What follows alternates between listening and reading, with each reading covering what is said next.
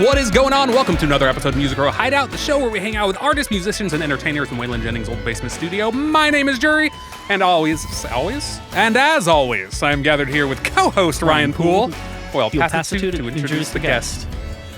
Tonight, on a very special, just as special, even more special episode of Music Row Hideout. I start every episode on a very special. So I feel don't very feel too special. special. But at the same time, I do feel special about this one. You have a very different history than the other people we've interviewed, and I've heard about you for quite a while.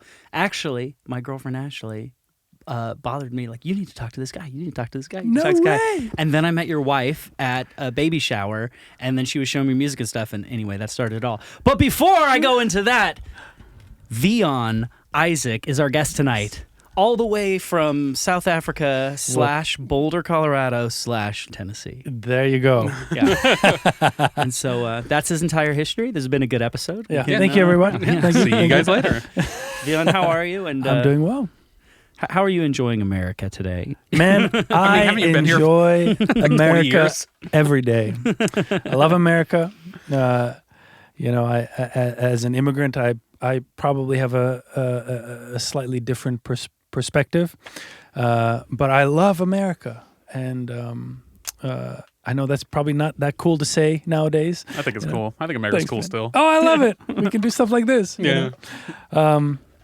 But yeah, man, so happy to be here. Thank you man. for asking me to be on. Of course. Yeah. And Vian is an independent artist, does super cool indie music. He said earlier he has two modes, sad and very sad.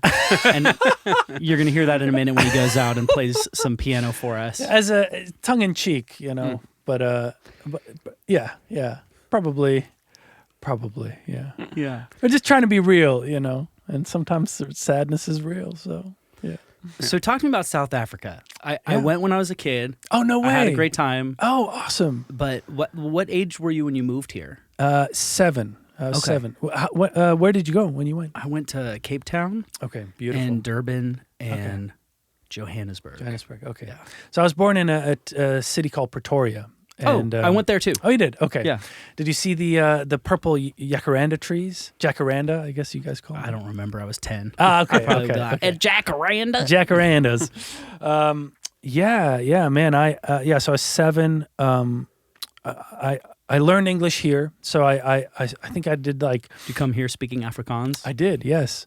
And my mom put us, my brother and I, in like some very brief sort of English classes before we moved. Like preparation. Yeah, like the cat is sitting, Some little Dr. Seuss maybe. Exactly, yeah. So I could speak Dr. Seuss when I moved here, and then had to quickly learn how to speak They English. started you with the wrong language. Come to find out he made up half those words. You get here and everyone's like, why does this guy rhyme so much? That's why I'm a songwriter. Yeah, that'll do it every time. Oh, man. I had a friend who I brought her out to San Diego for the first time, and Dr. Seuss was from San Diego. Okay. And she saw all the trees that we have there. Theodore Geisel, I believe, is who you mean. Is his real name? And so she saw like different plants in San Diego, and she was like, "Oh, it looks like Dr. Seuss. I thought he made those up. I didn't know they were real." Oh, no But way. it's, Okay. Not the colors, but the style, Yeah. like the weird shapes and stuff. Like we actually have, not as crazy as his books, but we have some trees that You do can weird see stuff where he like got that. the ideas. I see where he got it from. Yeah. Oh, wow. I wish I could remember like a weird Dr. Seuss made up word right now and like see if you think that's real. Yeah. It's been 20 years, so I think my English has come a long way since I hope then. so. In 20 years. 20, that's a while. So you're 27? I'm 30, 31, I think. 31. Okay. Yeah. I stopped counting after 30. Yeah. So. Man, Fair because I'm enough. like, when I was there, we stayed with a family and they had a little kid. And I don't know if it was in what country it was or what city it was, but I'm like, what if you were that we kid? met? What if we met? I moved here in 2000. Dr. There's those Seuss trees, San Diego. He Googled it. There we That's go. what they are, That is totally Dr. Seuss. They're real. That's so cool. Yeah. Did you drink Milo? I love Milo, man. Dude. All right, what is Milo. this? This is Milo. What is South Milo? African hot chocolate. Oh. Yeah. And But they it's also got- had Milo bars. Yes. Oh, man. You're making me miss some things. Do you And go they had, back a lot? We used to for Christmas every year. Milo. Probably until I started going to university, and then we sort of stopped. Got busy with life and all that. Yeah, and since my brother and I moved out, we didn't we just stopped going. Not because of any reason other than busy and life and that kind of thing. Yeah, I have a buddy who lives right outside of Johannesburg. Okay. Is that how it's supposed to be said? Johannesburg, yeah. Oh, but you totally just rolled with it when I said Johannesburg. You were like gonna let it happen. When it comes to my name and the cities of South Africa, after a while you kind of get over it. But and so on my way here, I like messaged him and I was like, "Hey man, like what kind of questions should I ask?" Then I realized like, oh, he's probably asleep. It's like 2 a.m. there. Like, it's like 3 a.m. Like there's no shot he's getting back to me. That's great. But I tried, But, yeah. We were talking about a little before the show though, how you have a different perspective on things here, not being born here, but also like just vast differences in how the cultures are. I've never been there, unlike Ryan, who's fancy. But you had mentioned some things about like taboos around like, let's say, alcohol and things that are just so different there. Yeah, I mean, and I will say, every culture has its taboos, Oh, yeah. and what I've learned is probably best to respect the culture you're in, That's fair. So like what I found in the States, for example, is and these are just sort of two maybe arbitrary examples, but alcohol, right? Mm-hmm. So there's, and I think this is at least my take on America in general, and it has some good things to it and some probably things that may make it difficult for some folks, and that is America's quite a polarized place, and sure, politically, okay, we don't have to go there, but just in general, like alcohol, for example, probably because of the prohibition history and that kind of thing, there's sort of a feeling of there's extreme emotion, maybe not extreme, but quite strong emotion around alcohol. And something else we talked about before we started is also like cuss words or cursing, right?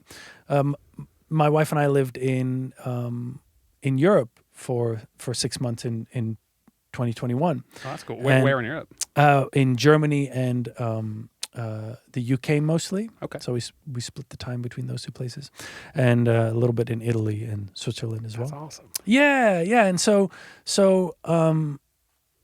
probably there I would say the sort of taboo around certain curse words is not as extreme, or not. And again, I don't want to use the word extreme, just different, right? Sure. Like when we first moved here, so in South Africa, BS, is not a curse word. But here, if you say that, some people think it's a curse word. But in South Africa, and now again, I'm sure there's going to be some South African that comments and says, yes, it is a curse word. Of course, right? People are different. Like, people have different beliefs. Yeah, but so I just think it's, and again, I don't know, but those are just some things I noticed when we first moved here, and I don't know if it's good or bad. I think it's the positives of America is everyone is really trying to figure out the truth, whatever that means for them. And I think that's quite cool. Like everyone is pushing and has opinions on things, and we're very loud about our opinions. Yes, and I actually think that's a beautiful thing because it helps you figure stuff out, right? If you don't talk about stuff, then you sort of have a vague, fuzzy picture of reality. But if you talk about it, even if you're wrong, then as you discuss it with people, you get a clearer picture of the world. So that's something I love about America is you can really discuss things here and talk about it, and I just disagree. And disagree. Yeah. Right. Yeah. Though I do feel like over the last, 5-6 years or so, people have been less open in general to discussing things. Like I feel like people have been very pushed to one side of the other, whatever that is they believe, and now they feel like they have to like defend their ground. And I feel like we're in kind of a bad mode right now where everyone's just like, no, this is what I believe. Yeah. But hopefully we'll break out of that soon and go back to good. Yeah, it probably comes out of fear. I mean, as a world, gone through probably quite an intense event. Yeah. I think the last time it was like, because when we were in Europe, everywhere we went, everyone was just talking about COVID. Like, it was so bizarre to have the same conversations in every country. When was the last time such a world event happened? Probably World War II, maybe? right? So yeah, I think people are maybe a little fearful, a little rattled. I know I was, at least, like, so that's probably where that comes from. You know, I think, like, people, when you get freaked out, you kind of dig in and you know. Yeah, it's definitely a little fight or flight response. Yeah. So I hope it chills out. Yeah, no, everyone just needs to take a step back. Like, just, it's okay. Everything's gonna be fine. Yes, I think that's the right attitude to have. Is to believe that everything's gonna be fine. Because you'll always be right, except for one time. One time, everybody will be wrong, and it won't be fine, and then we're all gone. Yeah. The pessimists, they're gonna love that day. But besides that time, told you, I freaking told you, man. Every other time, you're gonna be right. It is gonna be fine. You know? Yeah. So anyway, I don't know if that's helpful, but that's sort of some of my thoughts about America. But in general, as an immigrant, I love America. Like, yeah, I just love living here. Yeah, I mean, you've been here a long time. Yeah, I don't know if I'm really an immigrant. Like, I don't know at what point, like, that, like, because I moved to Nashville 5 years ago, and I am not a Nashvilleian. Like, I can't say that. I spent too long growing up outside of Nashville, right? I lived 30 years in San Diego first. I will never not be a San Diegan. You don't think so? I don't think you can be a I don't think so. If I'm here 30 years, maybe, but until I passed that number, like, I was still there more. Mm-hmm. But you were only there for 7 years. That's true. But here's what's really cool. All right, this is what I love about this country. My parents have accents, right? South African accents, but they're American, and the culture here accepts them as Americans, and I think there's very few places in the world, like, even for myself, being here, my culture's different. I speak another language, but eventually, the American culture just adopts you. Because America is really sort of a place of immigrants over the years, right? So what does it mean to be American? Well, it's not really it's like a choice. Yeah, it's sort of a choice. And when I became when I became an American and I got my citizenship, there was no question. Like, people saw me as an American. And I think in history and even around the world, that's something really precious and beautiful about America. Probably the only other thing I think of, just from a historical perspective, is maybe being a Roman citizen. But I think there were even some quite strict requirements to become a Roman citizen. So being able to move, if I can move here, and, you know, I don't need to even fully speak the language, I don't need to fully fit in, but the culture still says you're American. I just think that's the coolest thing, and I think that's something that Americans should be really proud of, having that aspect of their culture. Yeah, along those same lines, I thought about this recently, because, you know, I mean, everyone argues about, like, things, you know, income equality, gender equality, right? All sorts of different things being equal, which is great and good and awesome. But people like to really, or Americans like to really, really go hard on the U.S. for not doing those things. I'm like, but if you look at any other country in the world, like, they're mostly one culture. Almost every other country, not completely, and maybe there's, and obviously I'm not a countryologist. I don't, you know, I don't know. I've always thought that's super awesome about this country, is just that we do contain every other culture here somewhere. Yeah, you can find it. You can find their food, and it's always going to be good.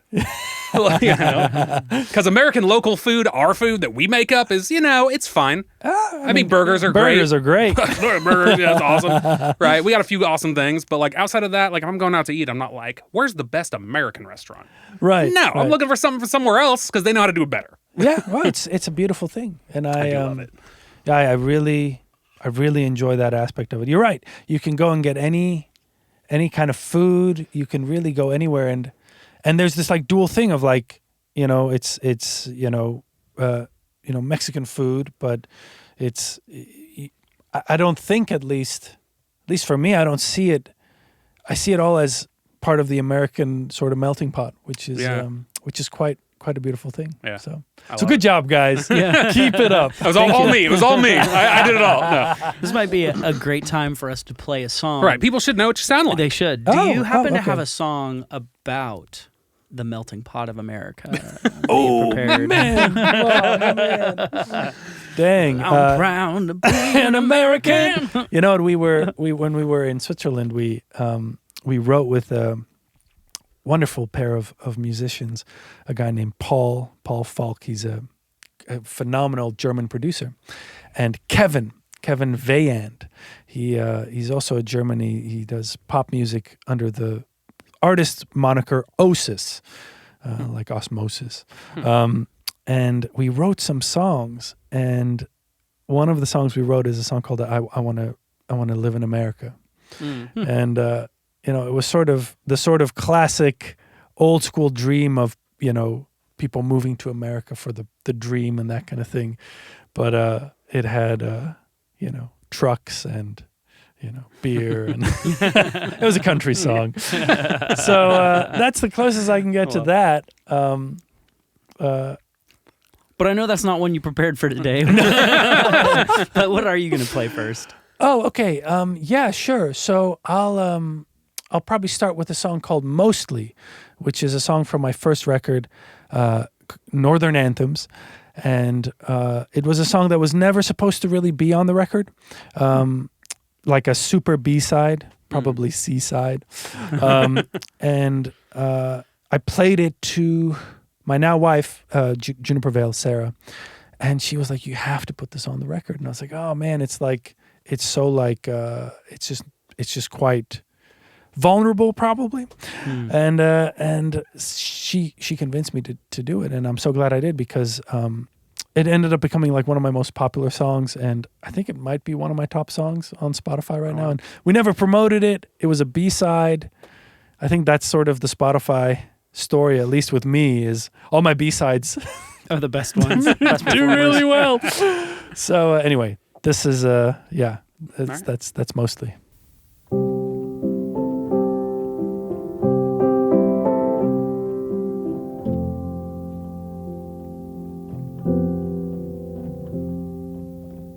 I'm mostly scared, I am mostly unprepared, I'm a mess.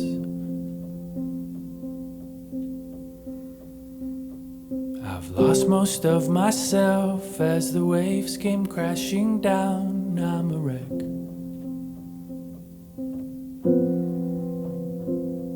I bought up all my dreams and sold off most my heart. I've been lying to myself just to bury all my thoughts. That I'm mostly scared, I am mostly unprepared, I'm a mess. I've lost most of myself as the waves came crashing down, I'm a wreck. I've been burying my sins, and I paid the deadly cost of a life full of success and an empty, broken heart.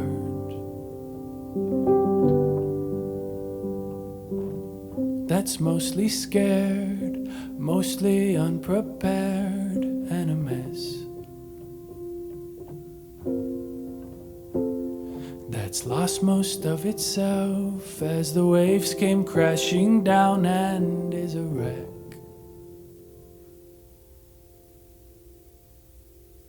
Okay, and we're back.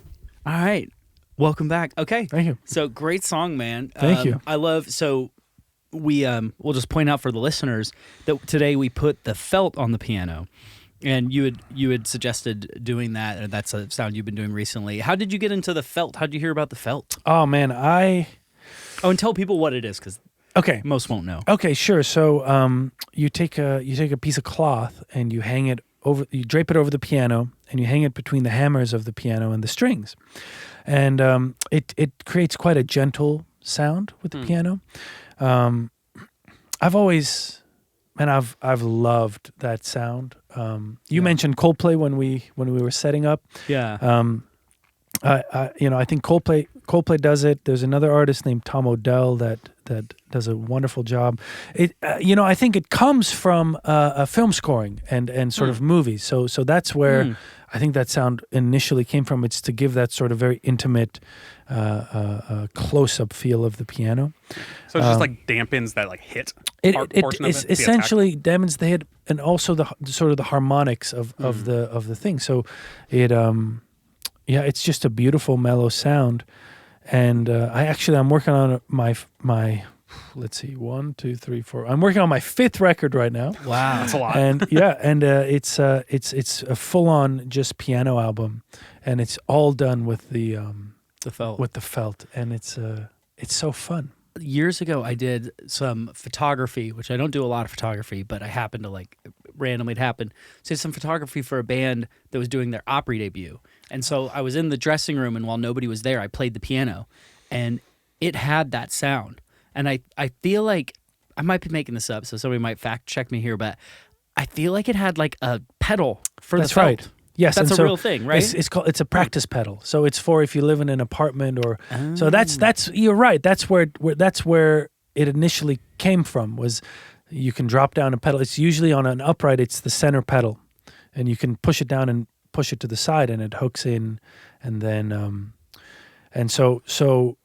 I remember having that. My grandma's piano has that. Oh, okay. I remember because we'd play and then she'd come and make it quiet. Yes. Because she would be annoyed and we'd know how to play. I was like 7 years old. We were just banging away on the piano. You know? Right. So I should rephrase how I said it. That's where it comes from. And then I think in film scoring, they started using that sound from that practice piano sound. And then I think bands and artists started using it too to create just that very intimate sort of ballad kind of feel. It's such a pretty sound. It is, isn't it? Okay, here's completely on a separate subject. So I was reading your bio, and one thing that stood out to me was that you did a collaboration with, and I think I'm going to get this band name wrong, so fix me, but I think is it Lady Black Mambazo? Ladysmith Black Mambazo. Ladysmith Black Mambazo. Yes. Okay, let me tell you why I'm interested, and then you can tell me why I should be interested. Okay. So here's why I'm interested. There was an old episode of The Family Guy. Did you ever watch The Family Guy? Yeah. I think it's just Family Guy. Yeah, I'm old. Family Guy. Yeah. There was an old episode of Family Guy where you know how they always do the cutscenes, like that's worse than the time. Blah, blah, blah, blah. Yeah. They did one of those, and they were like, "That's like Ladysmith Black Mambazo," or no, I think he said, "This isn't Ladysmith Black Mambazo," and so that's always stuck out in my head since I was a kid. Ladysmith Black Mambazo is this really weird sounding name from Family Guy. Right. And I saw in your bio that you did something with them, and I'm like, oh, Ladysmith Black Mambazo from Family Guy. That is so cool. Yeah, so, oh man, so they're an incredible a cappella group. And they're from South Africa. They've sort of been in the South African scene for decades, I think. And they're sort of international claim to fame, I believe, or sort of how they rose to prominence is they did an album with Paul Simon, Graceland. Oh, they're the singers on Graceland. Yes. Okay. Yes, I'm not sure if it's I knew that at some point. Yes. Okay. So yes, diamonds on the soles of her shoes. Yeah, yes. Yeah. So the I think a lot of them are family, and the lead guy, I think he retired or he's not involved anymore, but his name is Joseph Shabalala. And that's an awesome name. Isn't that awesome? And so yeah, I've been a huge fan. I mean, my parents listened to them. I listened to them growing up. They're like a South African staple. And I always had a dream of like doing a tune with them. And there's a song of theirs called When You Leka. And I've always loved that tune. So I wrote a song called Brink of Love, and I had this bridge part, and I was like, man, I think if I put like samples of When You Leka over this, I think it'll sound like so dope. So I did it, and it was so cool. It was one of those moments in the studio where we were dancing. My brother came in. We're like, this sounds like it was made for it, you know. But then I was like, dang, okay, well, this is like, you know, Ladysmith Black Mambazo. And so I reached out to their manager, and I worked out a deal with their label, and we sort of they let us use the samples like that in the song. And, cool. That's awesome. And so it was such a neat experience to get to do that. So I never got to record them in the room. Maybe one day when we do a live version, but That would be awesome. But you said that they're very big in South Africa. yeah. Okay. Yeah. So so if you grew up you knew them already. Oh, You knew, yes. from a young age. Oh yes, and That's really cool. Yeah. And I think they're quite. They tour the U.S., they tour Europe, so they're quite. They go all over the place. Yeah, that's cool to get to work though with somebody like you like. You know? Yeah, even if you know. Yeah, it was all over email, right? but But even so, it's awesome. like just that connection. That's super rad. Yeah. So I never really asked these kinds of questions on our show because it's like a serious artist. Oh, look at that, Ladysmith Black Mambazo. Oh, there's so many people. Yeah. And for those listening at home, Ladysmith is one word. Yes, it's not a town. Ladysmith. Oh, it's Yeah. a town. I think it's a town where they're from. Yeah. Oh, very cool. Yeah, and their number one song is "Diamonds on the Soles of Her Shoes." Yes, yes, that's It's right. like 89 million plays or something. And they wow. did some Lion King stuff too. So Oh, that's awesome. yeah. Oh wow. Okay, so I don't ask these kinds of questions on the show, but from like a writing perspective, we joked earlier that your songs are sad, but I'm sure they're not all sad. But maybe they are. But what do you tend to write out of? Do you have a vein that you go to, or when you sit down to write lyrics, are you a like I always just bullshit words until later on. I have a song right now I have recorded everything for. I still haven't written the lyrics, and that's the last thing I have to do. I have, and so the song goes like, "Love right now" is what the chorus says right now, and I'm like, I could probably use most of that or some of that maybe if I can figure out what it's about to write the rest of the song. Do you do that kind of a thing? Do you sit down and write and then apply what's your process, and what's like the vein you draw your inspiration from? Man, that's an awesome question. Where do I draw my inspiration from? Obviously Sarah, but Done deal, Sarah. All right, All move right, on. Sarah, Next question. You can stop listening to the episode now. All right, so yeah, where do you draw your real inspiration from? No, absolutely, Sarah. But no, that's a great question. I think for me, it really there is some variation, but the ones that really stick around, it is kind of, I really don't want to sound cliche, but it is kind of one of those things that it all comes at once for me. So I sit down at the piano and I'll play, and then,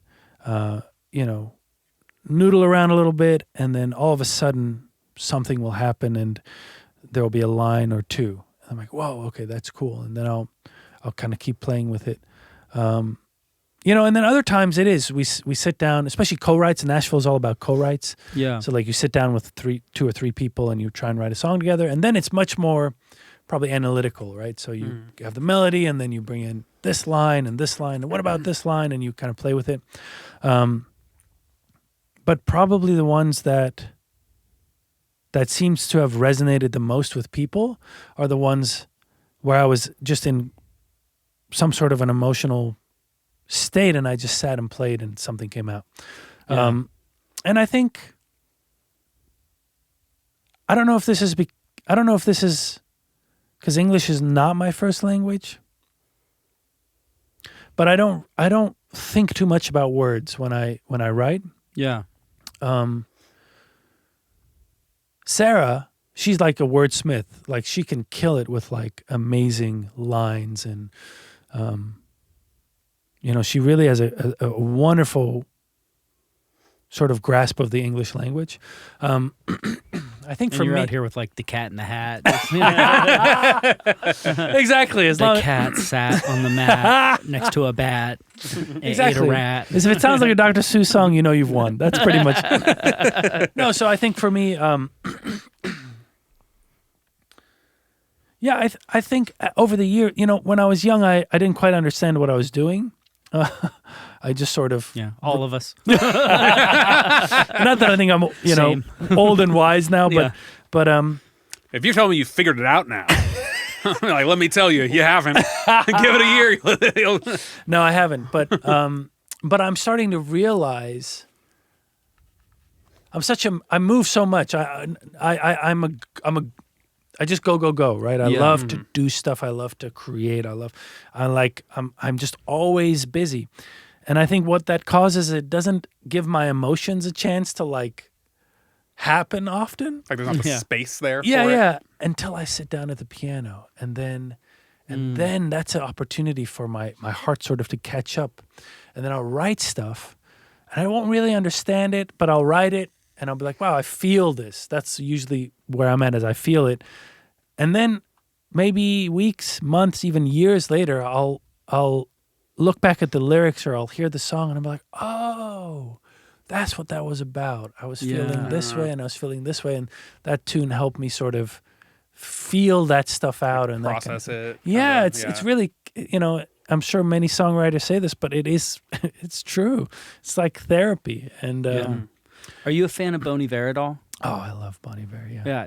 He's like, I don't know if he's always this way, but I know like at least Beth/Rest is an example. You know that song? Oh yeah. Like he talked about how the words are more like about the sound and the feel than they are about the meaning. And so it's a song that the words are like errant heat to the star and the rain let in, and you're like, what is this? And the whole song, but you can't not feel in that song. Yeah. You feel it so hard, and like it's so. I think the fun byproduct about it is you don't know what it's about exactly. If you ever sit and you're like, what is he trying to say? You're going to be confused. But when you listen to it and just feel that like painful, longing, bittersweet feel that song has, you're like, you just like feel that song, and little words will stick out to you, like the vessel groans, or he has another one on I think it's called Circles or Eight, or maybe Eight Circle. Wesley, can you? He's nodding. Yeah, eight circles like that, and he talks about like, oh man, the like something about your tongue being gilded, or like fucking just the most intense, bizarre imagery. And I listen to that song and I'm like, I almost feel like I know what he's saying, but it hits me in a different way every time I listen to it.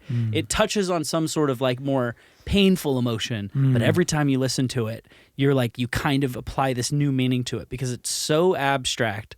It's like a Rorschach song. You know, you're going to see what you're going to see in it. Versus, I think like, pop country music is probably the opposite. Yes. Pop country music is like, how can we make it more clear what we're saying? Like, we want them to know, and they're just like out here. Yes. Oh man. Neon sign, big red truck, sip of beer. Sounds delightful. You know what a beautiful observation. I think. I ultimately, it's communication, right? So like language, we communicate ideas to each other. Yeah. And music sort of adds that emotional component. I think books do that really well because it takes you on this journey, and there are some books that I read that, man, when you get to the climax or when you get to a certain point, you feel it because the writer great writers take you on this journey with a book. I think poetry is like that, but there's something quite unique about music because even without the language component, it communicates something to you. It communicates some sort of an emotion. And maybe that's why when I write, and when I've been in co-writes, I tend to really not think too much about the words because I'm chasing after that. I'm chasing after that feeling.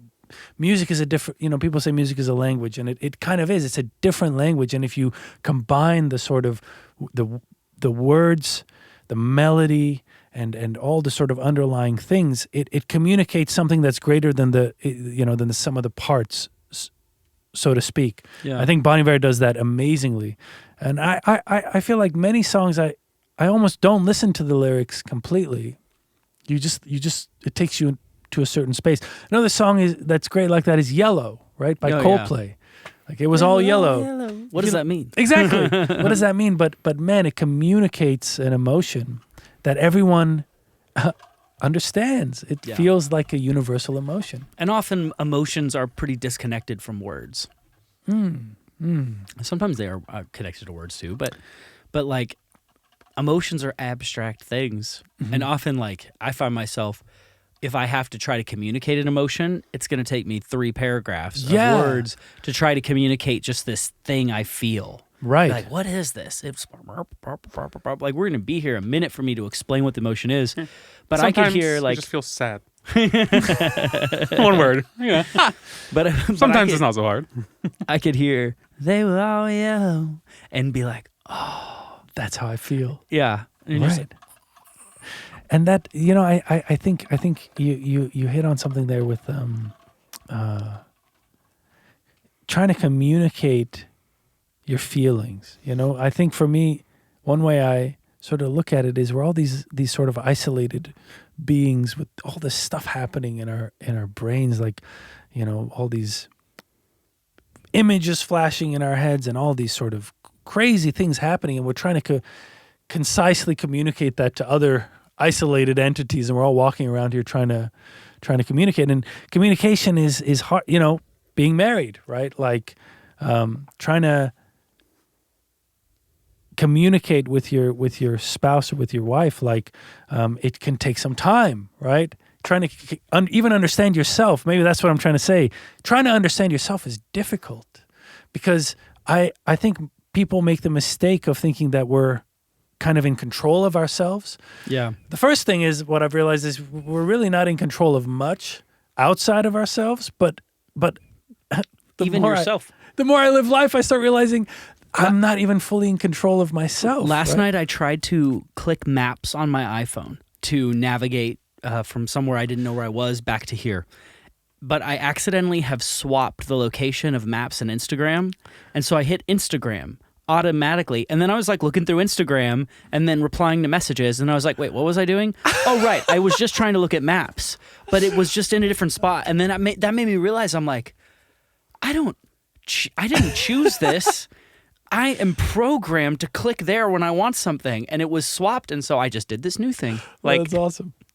Yeah, isn't that wild? yeah, I think what's so weird about like the conscious experience is like there's like I don't know how to explain this exactly, but there's like your thoughts and your sort of your narratives in your head, right? And your sort of sensory detail, the stuff you're getting from your senses. But then there's something sort of floating above that can kind of decide what thoughts to focus on.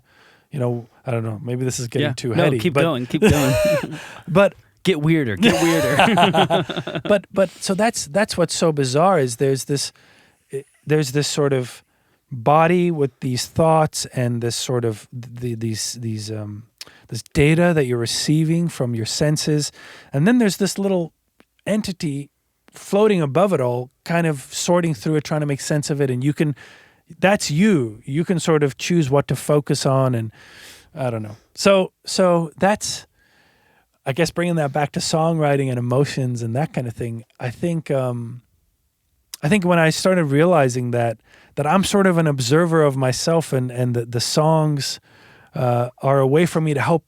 It helps me understand where I'm at and what I'm feeling. Probably long conversations help with that as well, but I think music especially. So that's kind of where I go. I think I've always tried to kind of understand. I'm trying to understand myself, and it seems that folks have resonated with that, which is awesome. And I sort of have had a tagline with my last album: songs that say you matter in a world that says you don't. And basically, just what I realized is there's so much noise out there, and so much like everything's pulling at you, right? Like social media's pulling at you, freaking advertisements, or everything is pulling the self away from itself.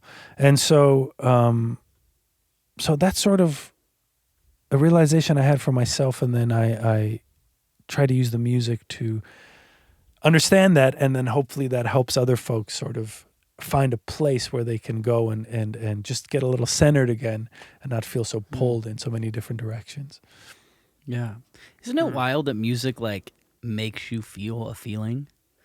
Like, yeah, you could pretty reliably produce certain feelings. At least each individual, I think, is going to respond to the music differently. But like, you can very reliably create certain emotions in me or feels by playing a suspended chord. Mm-hmm. Like, I'm just gonna like, I'm gonna feel something.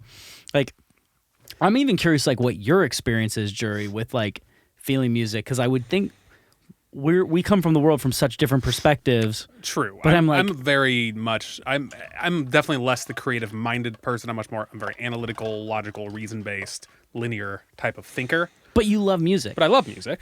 But no, I mean, it's the same. I feel emotions still, Ryan. I have those too. Yeah. I feel nothing. I'm dead inside. I know you do, pal. I mean, I do. I think because of the type of person that I am, tend to have less of a roller coaster when it comes to emotions. I tend to be very evenly keeled, and also my emotions are mostly internal. Like, I'm not super. What's the word? Expressive. Yeah, expressive. My face in that way. Though in other ways, I'm remarkably expressive in my face when I'm doing this, you know? But no, I mean, it's essentially the same thing, maybe to a lesser degree, because I'm not as connected to it. And I feel like I have my emotions, like, pretty in check. I got a pretty good handle on them. You know what I mean? Like, I'm in control here. All right? Not the emotion. You know what I mean? Oh, that's awesome. This man has full control of his emotions. Maybe not full. Like 83%. So, you know, we're getting there. We're pretty solid. We're on top of 83.2, you know. Oh, wait. Sorry. 60% of the time, it works. Every time. But I thought that worked well with your percentage talk. It works. But yeah, isn't it? But I also process emotions probably differently. Yeah, but like, you still have emotions. I'm curious, like, when you hear like a sad or like pulling song, like, you don't tend to like gravitate to that kind of music as much. You tend to gravitate to things that are a little edgier. But, True. like, are you having more of like an emotional experience when you listen to the music you enjoy listening to? No, it depends. I mean, it's on a song-by-song basis, and with that type of thing, for me, the lyrics do matter a lot more. Lyrics that remind me of something or speak to something specific is more likely to draw an emotion than the actual music itself. But without the music to put the power behind those words, it's meaningless. Yeah.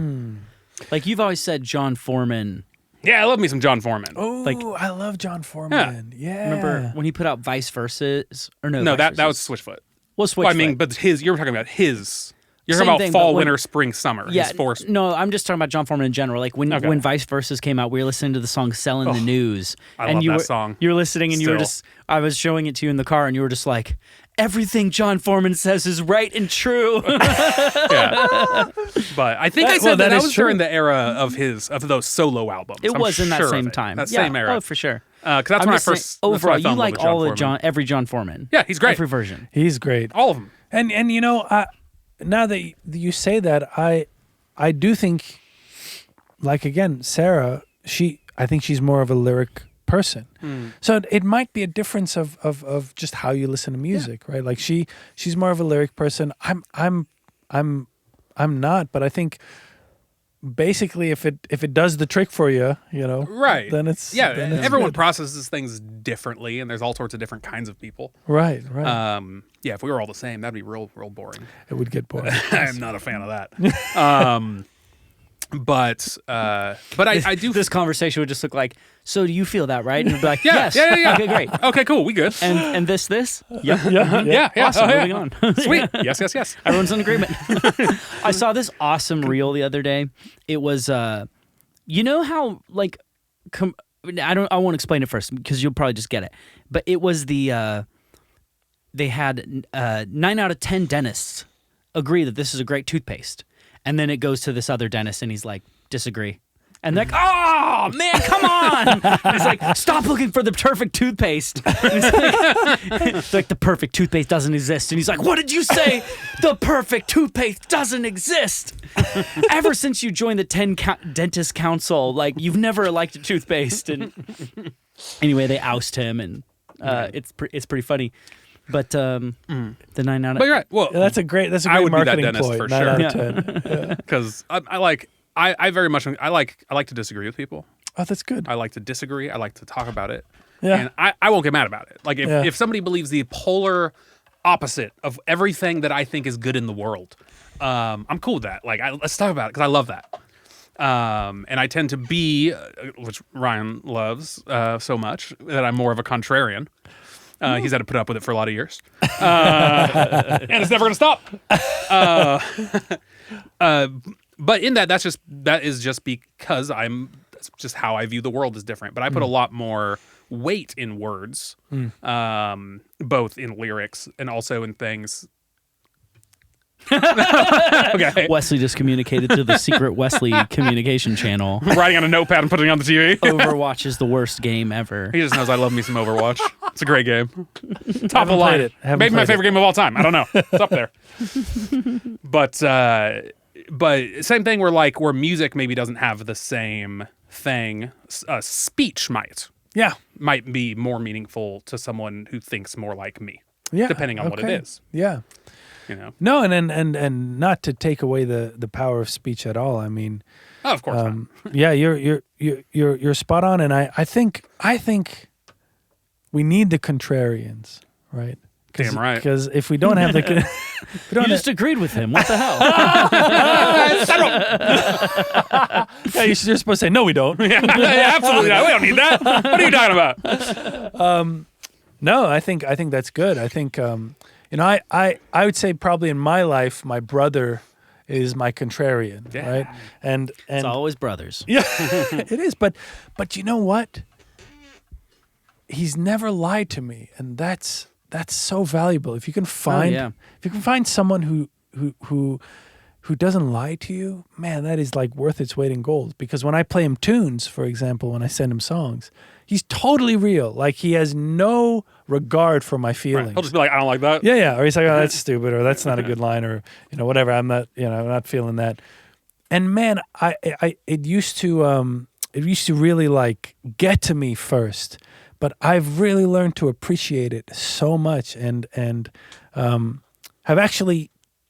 I've tried to become more like him and tried to like just be straight up, because that's what people need, like there's a lot of value in that. That's what I need. Like I've realized like, like if Sarah and I disagree about something and she says something that kind of rubs my ego the wrong way, like I'll like get upset and like walk away because, I'm a human and I've got an ego, but then eventually I'll come back to her and be like, "Oh man, thank you so much. Like I'm sorry for my attitude. Mm-hmm. That was so helpful. Now that I've calmed down, that was so helpful to know that X, Y, and Z or whatever." So I think that's such it's part of what we need, that as humans. Otherwise, you go off on these weird tangents and you just become weird. Right? People who say yes all the time around you and things get weird. Yeah. But at the same time, there's a line. And there is a time and place. Like, for instance, let's say you were showing me a song. I didn't like it. I probably wouldn't say I don't like it. I'd probably be like, well, this is more my style, or this. I'm not a huge fan of this section or something. Yeah. But if the song was already done and out there in the world, I wouldn't say any of that shit. It's funny. My brother doesn't care whether it's out or not. Because there's no influence left for me to give it that. No, I love that about you. And so I just want to be like, that's awesome. Like you did a great thing. That's a good point. I think in the music community, in the creative community, what I've learned to ask when someone shares a song with me is, "Hey, where's this out? And what do you?" But you gotta ask it before they even play it. Because if you ask it afterwards, they're like, "Why are you asking that?" Yeah, that suggests that you think there's something That's wrong. True. That's very true. That's a good point. So you have to say before, you have to preemptively know. Okay, tell me, is this done? Is it out? Is it all the way done? Or are you asking for feedback to change it? Let me know in advance. Yeah. And then they show it to you, and then you can think while the song's playing what you can say. Man, I had a friend back when I was like 19, 20, and not in the 1920, but when I was 19 or 20. Sure. Yeah, you get it. And he had his own little side project that he recorded at home. And man, there was nothing good about it. The recording quality was bad. His instrumentation was bad. His voice was bad. The songs were bad. It was 100% bad. So as he wanted to show it to me, as I listened to it, the entire time it played, all I thought about was what I could compliment Just what one I can thing. compliment. And I found something. I don't remember what it was. It was a real stretch. But I found something to say. He's like, what do you think about the song? You're like, hey, man, I like your shirt. No, I just love that you try. It's beautiful to create anything. Anytime somebody creates, I think that's a beautiful thing to do. Oh, that's a good thing to say. No, that's I what do you do in those situations? That's really hard. Probably what I would hope for. Well, here's the thing. This is maybe why we get crazy people on American Idol, because no one tells them, hey, I think you should be doing something else. I really think it depends on their job, intentions and where they're going, because I think there's a time and place to let somebody know, like, maybe this isn't for you, whatever. Right. I think that's true. You That's met my friend Roger earlier. Yes. Roger Yeager, friend of the Roger. show. Friend of the show. Yes, friend of the show. So, which by the way, certain things about your vibe remind me of him. Like, really? Like you guys could go and like I don't know if you would like each other because I think he's a great guy. similar. Okay, He's good. probably one of the best guys I've met. You're trying to set up a little friend day. Yeah. But anyway, similar vibe of like kind of a contemplator. Yeah. Anyhow, Roger, I think, is somebody who's really good at songwriting, and he's got a great voice, and he's talented, and I've seen him do good work. Yeah. So if he showed me something that I thought wasn't his best, I would feel more comfortable being like, I don't think this is there. I don't think this is your best. I think it can be changed X, Y, Z ways. Because I have full confidence that he's able to do good. Yes. And so if he's not at good, then it needs more work. Mm-hmm. But there are people that I meet that you hear them and you're like, dude, I don't know if you could ever be good, but if you could, it's 10 years from now. Those people, I'm like, I'm just going to try to make you feel good for now with what you've done. And to be fair, some people are just different place in their journey. Like the songs I made when I started at 19 and I first bought Pro Tools and started making stuff, they're incredibly hard to listen to. They're so bad. Like if somebody crushed my spirits then, maybe I wouldn't have spent the next however many years it's been working hard to get good. Right. And so you don't need somebody to crush the spirits of a beginner, but also, so I think I'm more about criticism for somebody that I think can rise to that challenge and it's going to be helpful. But if I think it's just going to crush them, why do that? What's the point? Yeah. Unless they're saying, I'm going to spend $1 million tomorrow to start a record campaign to sell this, should I do it? Yes. There's no benefit in me going like, whoa. This is not to standard. Right. And I think that's beautiful. I think that's probably the right, they talk a lot about truth and love and, speaking the truth in love is probably the right thing. And probably for somebody like that, because we've all been there, right? Like my first songs, I still have my first hard drive. Oh man. Fans. Maybe one day I'll put some of those out. Just to encourage others. Exactly.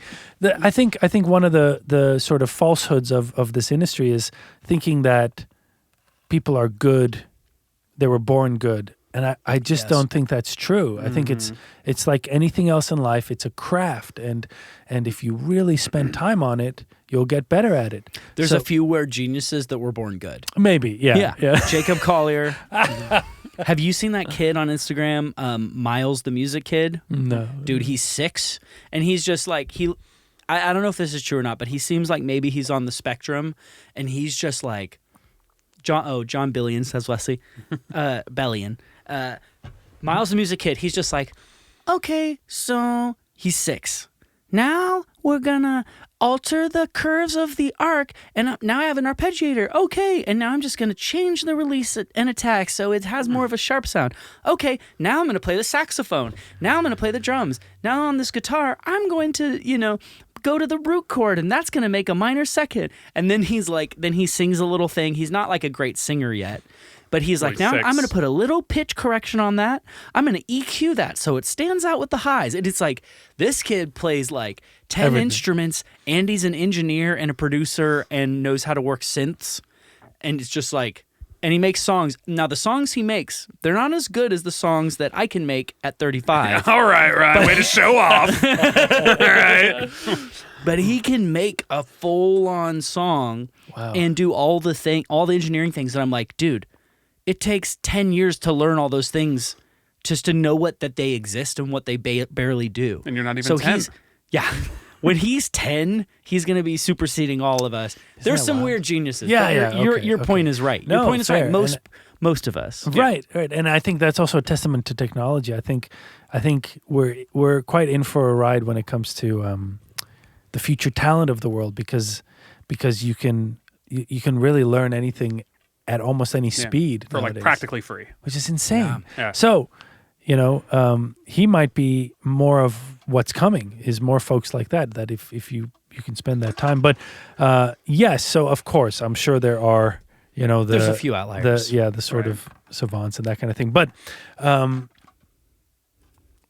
I think if someone sends me tunes that there's really nothing good about them, from my perspective, I think probably the thing that if I think back to myself, and this is with anything, maybe with software developing, with anything like the passion and the fact that because it takes a lot of energy and a lot of time to create something. Yeah. And the fact that they do that's, when I was producing a lot, that was one of the biggest factors I would look for is like even if this is not quite there and this is not quite there, but man, are they like obsessed? Are they like passionate?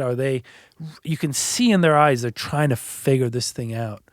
And when I see that, I just fall in love because that was me when I was 14. I just fell in love with this art of recording and making music. So that's probably the thing to say because what you said, like, yeah, man, crushing somebody, I don't know if that's ever really a good thing unless it's something that's really going to damage them or somebody else, you know? Or they're like a huge jerk. Yeah.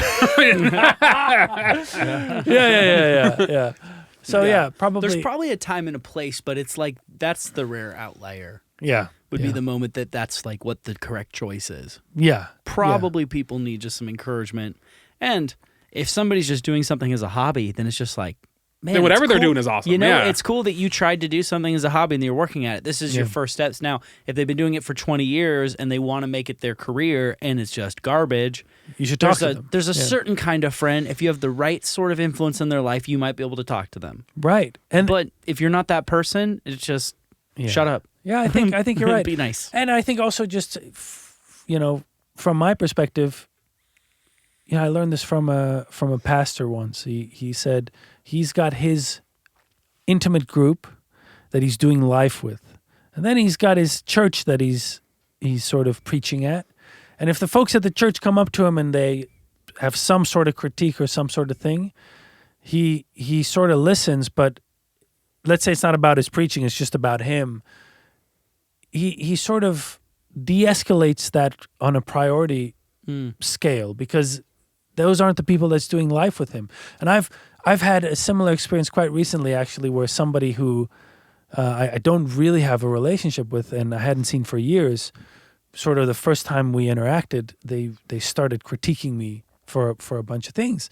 And it really took me back because I'm quite I guess I can be quite sensitive. So I like thought about it. I was like, man, what if he's right? Man, what am I doing? Like,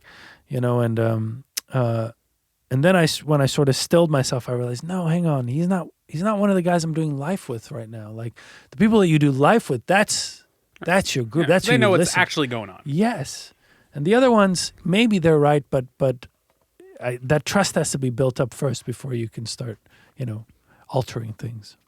Yeah, very much. But I do think though that there is some value in people who don't know you at all and their opinions because they're the only people who can see things from that point of view. Yeah. Interesting.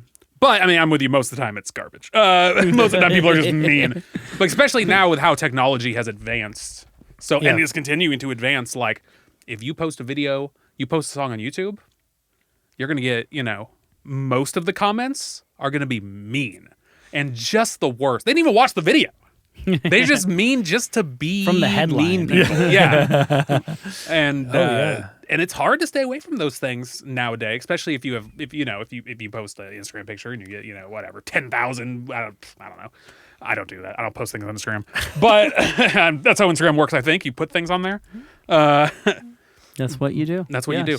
But people are just mean if they don't know you. Well, and there can be anonymous like that. Exactly. The anonymity makes it kind of tricky. Like a few months ago, I had a couple of TikTok videos that got lots of views and also lots of comments, right? Man, it was for the first time on that platform where like things sort of did something where I was getting, all these comments and yeah, so many sort of negative or like critiques or like, just things out of left field, like the wildest sort of things. And at first I took it personally. I was like, it was quite a like, oh my gosh, maybe I've got it all wrong, But then when I thought about the anonymity aspect, and I was like, man, what if this person who's saying this is like a 13-year-old kid or something? Probably is. It is. And I'm like all like caught up in it. And so, yeah, the internet literally just like, I want to make an adult man. Yeah. Though it's sad how many of those people are also like 50-year-old men, and you're like, come on, guy, get it together. But they would never say these things to your face. Yeah. Never. Yeah. The internet, it's very strange what the internet has done to our world because it's created this, exactly what you just said. You would never say those types of things to people. And like Twitter, it is not like reality at all. You could never, I don't think, if anyone did that, the things they say on Twitter to people in a room, you totally isolate yourself immediately, right? But it seems to me that social media platforms sort of rewards that type of behavior, not intentionally, but sort of anything that gets traction is great for social media. And so whether that's critiques or negativity or whatever, it's all good. Yeah, it's all good. Like bring it on, all the bad comments, thousands of them, please. Yeah. So I was quite caught up in social media as an artist. You have to post and they say you got to be there and whatever. But I think over the years I don't have it on my phone. I don't, I have it on my iPad and it's on a timer. I've got 10 minutes a day to like post what I need to post. And then I sort of move away from it just because I'm not quite sure. I'm not quite sure it's like, I don't think it's benefited me emotionally. It sort of removed me from the actual connections and the actual conversations. So that's what works for me. I'm sure some folks can handle it and they're on it and it doesn't matter. But for me, probably about 2 or 3 years ago, I just started totally scaling back, and it's been awesome. So yeah, I've scaled back a lot from social media, not for the same reasons at all. My reasons were just I realized I'm like, I don't care about any of this. Like awesome. I just don't care. And I still I have accounts on everything, but I just don't use it. Yeah. And like I've never been on TikTok. I have no idea. Like I've seen clips on YouTube. I go on YouTube a lot. That's my one social media. I keep YouTube and Reddit. Oh man, YouTube. I'm to be totally upfront. Yeah, YouTube. I'm still having a hard time getting away from. That's okay. I got on my computer. Just don't read the comments. I don't. But man, they get you with your hobbies and your things. You're like, oh, that's another video. Oh, another video. Oh my gosh, another video. I've been watching this channel of this guy who makes tables. He makes these really expensive wooden and epoxy tables. I am not going to buy a table from this guy. I've got space for a table. I got the money for one of his tables. Why am I watching this? I'm not a woodworker. But I've been like every day. I've just like, oh my god, new table! Here we go! What will this table be? That is so great. And that's just how YouTube gets you. Like the things I follow, I'm just like, I don't care about any of this. But you love it, Oh, that is so great, man. I wish I could remember the channel name. I'd shout him out, but it's really good. Are either of you guys into classic cars at all? A little? Yeah. So Wesley and I have been watching a new show on Max. Formerly known as HBO Max. It's called that's the one. Blacktail Studios rather. That's the table. Wesley, do you watch the table show? He's so good, right? Wesley nodded vigorously that he watches. He makes the coolest tables. So good. I want one, but they're like $20,000. Like, Dude, you guys, what the F? every time I bring up any YouTube channel, Wesley also like watches it. Every time. All super into the. I love it. That's cool, tables. So Wesley on HBO Max right now, we're watching, it's called Downey's Dream Cars. Okay. And Robert Downey Jr. Has started, I guess in the last few years, he started like a movement, like an eco-friendly movement of some kind, and he's like really gotten behind like trying to make a change in climate change. So he has all these cool classic cars that he loves, and he loves the American spirit of them and the whole thing, and he has that feel about it. But he's like, well, I should put my money where my mouth is. And so his show is him. What is this, Wesley? Oh, this is his thing, the Footprint Coalition. Okay. Yes. Okay. So what he does is, ooh, Wesley, enter us to win one of the eco-modified dream cars. I just saw that on the website. So he like fixes up the engines to make them eco-friendly and that kind of thing. Yes, enter us in the contest, Wesley. So apparently, yeah, so he takes his old muscle cars, and also he has an old Mercedes, he's got an old giant truck from the 70s, all sorts of old cars, and then he's converting them. And each episode's different. The first one, he turned a truck into an EV. The second one, he turned a truck into like a Mercedes into a diesel, what do you call it? Biodiesel. Okay. And French then- fry oil. And then he's done a those people? hybrid. And so he's basically making all of these old gas guzzler, very like inefficient cars more efficient and more eco-friendly. And it's like an hour-long show.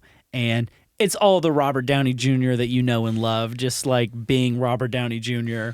And what I do think is interesting about the show is I feel like he's bridging a gap, because I think there's people who are like really sensitive about climate change and the environment, and then there's people who are like, American cars, you know?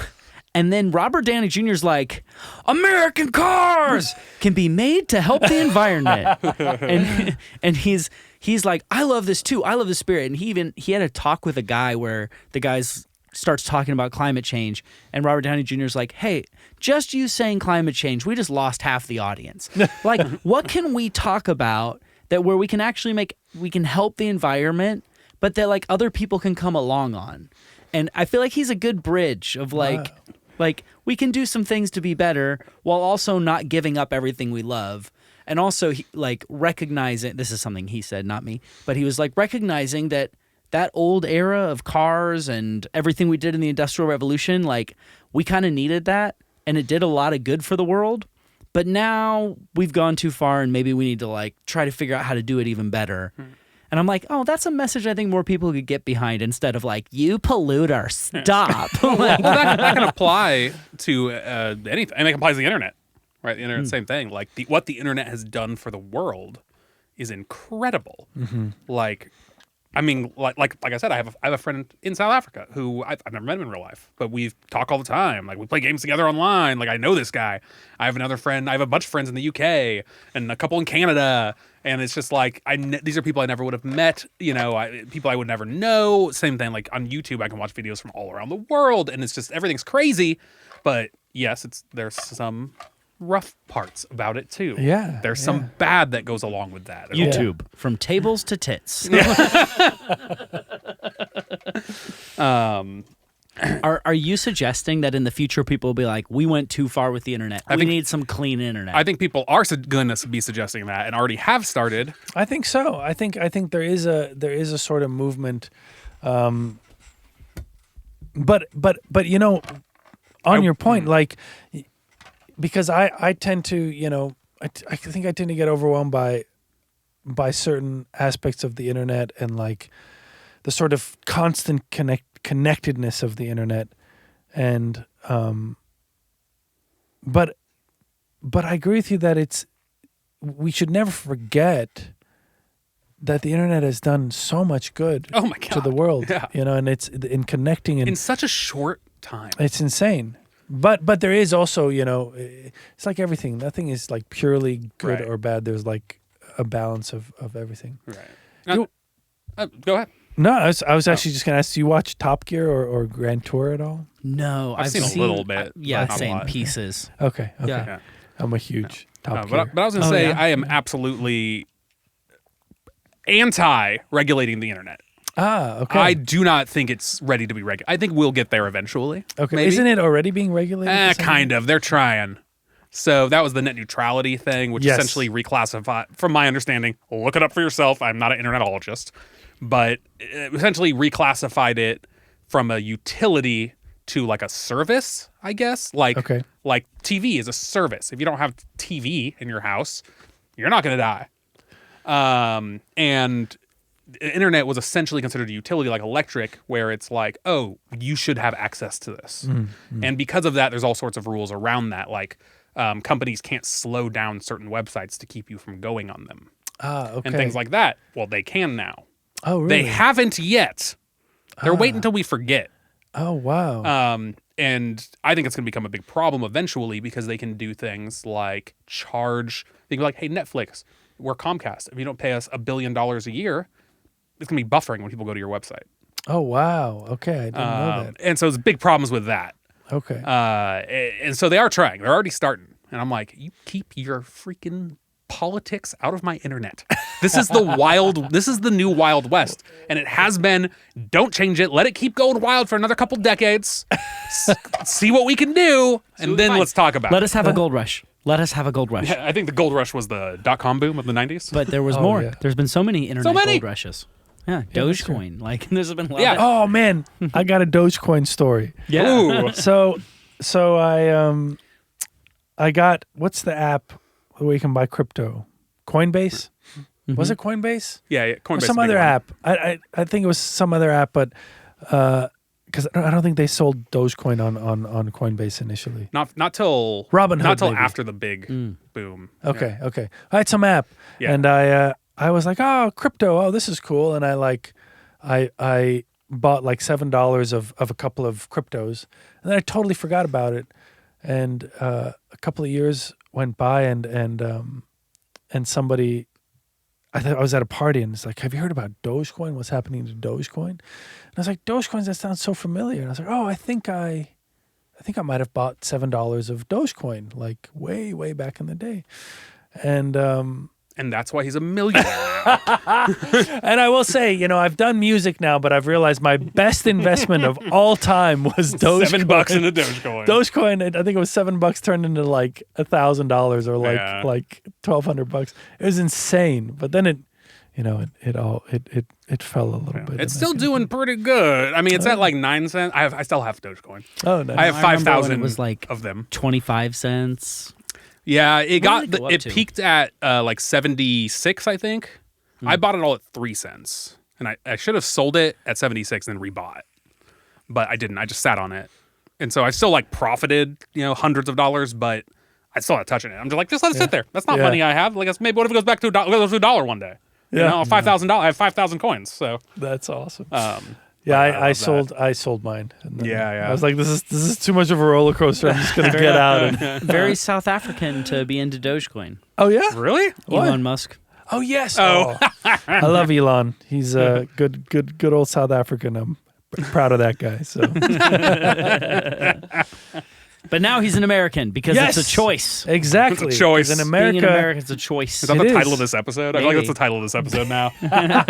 Although everyone's going to think it's a country singer if I do that. That's true. But you're right. You're right. It's got to be learned English from Dr. Seuss. That's Oh, I like that. Oh, yeah. Oh, thank you. That's a You're good welcome. one. You should write that down. Wesley, write that down. The name of this episode is Vian Izak learned English from Dr. Seuss. Oh, That's such a clickbaity title. Is that true? Not class- really. not really at all. It is no. something we made up Yeah. together as a team. Okay, I love it. Now it's true. Now it's true. Now it's true. Now it's canon. One day when I'm, holding my Grammy, I'll say, Now it's about time we should have people hear another song.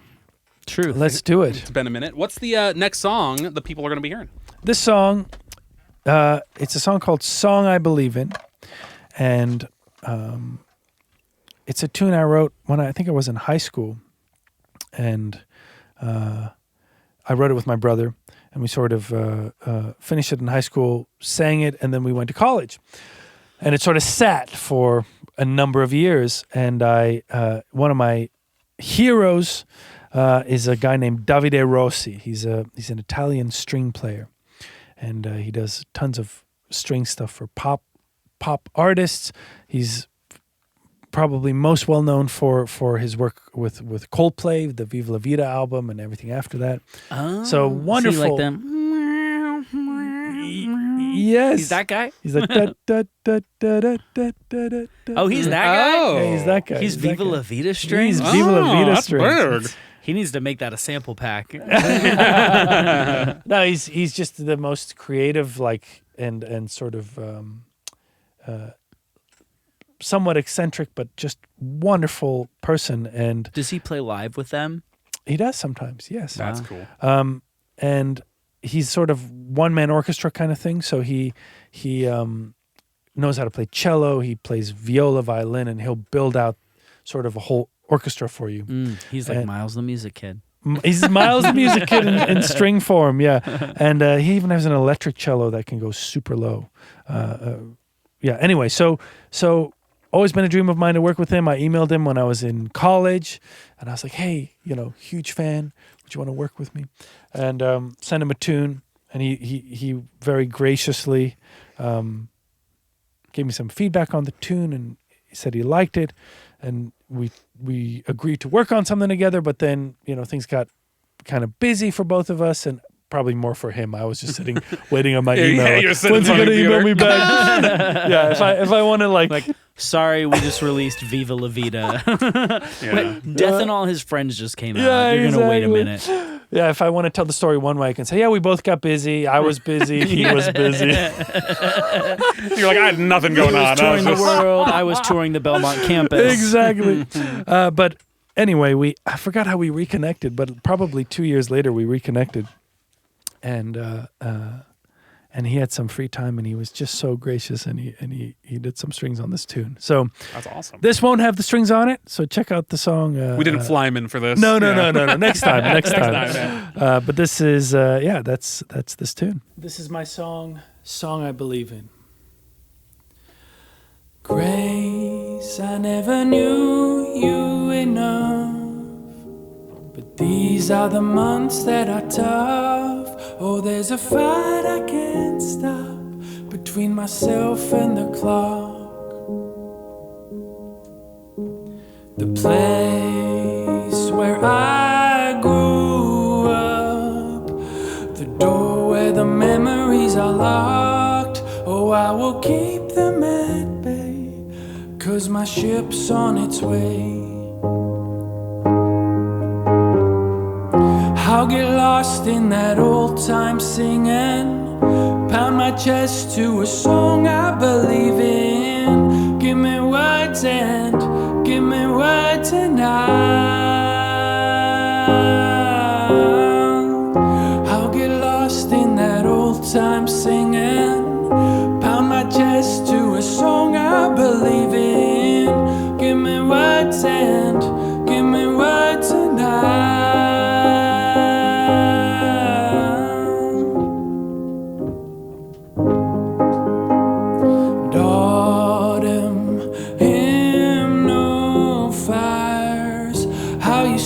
through my window in the night. We didn't sleep, I recall, just dreamed of growing old.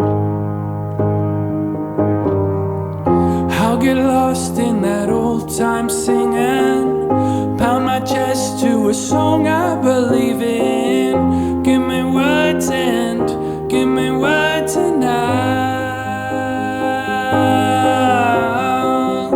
I'll get lost in that old time singing, pound my chest to a song I believe in. Give me words and give me words and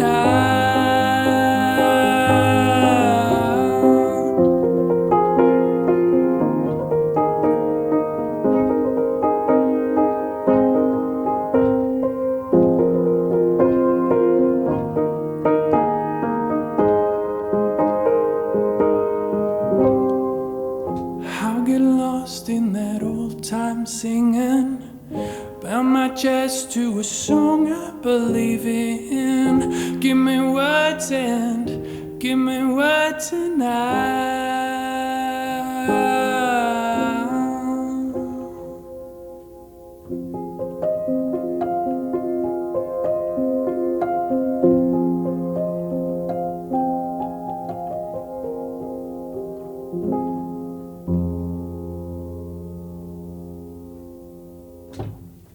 And we're back.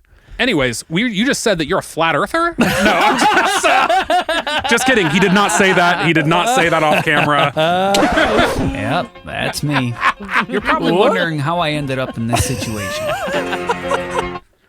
That is my favorite sound effect. That's awesome. I edited 2 episodes of our podcast yesterday. I've never done 2 in a day. It was nuts. And watching myself back so much, I was like, Jesus, Ryan, stop hitting that button so many times.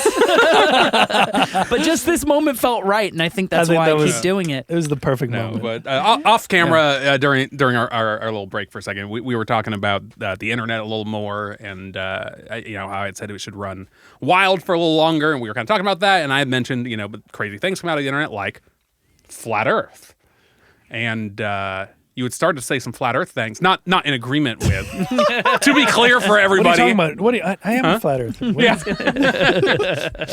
No, I just listened to the my first flat Earth podcast, and it was You're in. Yeah, it was like 45 minutes, 50 minutes, and it was from a psychological perspective so interesting, right? The things that we believe, and if any of my fans are flat earthers, good for you. I'm not. You can believe what you want to believe. God save the Queen. And I could be wrong, but I sort of thought about it afterwards. And I was like, okay, and I called my brother, and I wanted to mess with him. So I called him. I was like, dude, I think, the Earth is flat. Can you prove to me that it isn't? easily and in so many ways. Oh yeah? Okay, go for it. What? Well, let's go outside. Okay. Let's go look at the horizon. Okay. Okay. Just the horizon by itself. Horizon. Hard to see in Nashville. A lot of rolling hills. True. But You might got to go up on a hill, right? Go up on go to a rooftop bar because we're in Nashville. Okay. yeah. Watch stage. Watch the sun. Okay. Okay. Okay. And you'll see it fade behind there. Now you might say, we're just a spinning disc. Yeah. Right. We're just a spinning disc. We're spinning disc. Okay. Then watch a car Okay. drive off into the distance on a long straight road like Route 66 or something like that, and you'll see them get lower and smaller as they slowly go over the curve, far, far, far away. Now, granted, you're going to need a telescope because they're going to be pretty far for that to matter. But just that alone, you can see that there's a decline there. Even if they're going uphill, they still fade out of view. Yeah, I love it. That's enough. I called my dad too, and I was like, Dad, prove to me that the Earth is round. And he said, you can see it. Yeah. And I was like, Go to any enough. ocean and watch a ship float away. Like, it's just, we have pictures of the whole Earth being a ball. Now, granted, I know they're saying those are fake. right. What is this nonsense you are saying? Was that my dad? That's your dad. That's just like That's your generic accent. generic immigrant father. Wow, that sounded just like him. Ever since we have moved to this country, you have said nonsense. You are crazy. You are crazy. This music business is not good. We've asked you, why can't you be doctor like your brother? Hey, I was going to be a doctor. Really? Yeah. Tell us more. Well, my parents always said- Classic immigrant shit. You're gonna come and be rich. Yeah, I was always good with my hands. I could, with art and like models and stuff. So, Mom was like, "Yeah, you should be a surgeon." Yeah. And so I for quite a while there, I thought I was going to be a surgeon, and I got for birthday gifts, I got Operation. Yep, operation every birthday, just the same. Yeah, we got Operation 1999. Exactly. We needed the new Operation 2000. Nothing like Operation 99. Yeah, Operation totally Deluxe. different. Yeah, exactly. No, books and stuff, and then the music bug grabbed me, and my poor parents. But Happened to me too. I was going to be a computer science guy. there you go. There you go. Not me. My parents are criminals, so they didn't give a rip what I did. Really? That's true.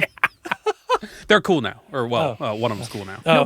This is a tangent, but like, what's your family lineage? Because I know South Africa is an interesting place where, like, obviously you have people who are like native Africans. Yes. But then you have like a lot of the population has come from Germany.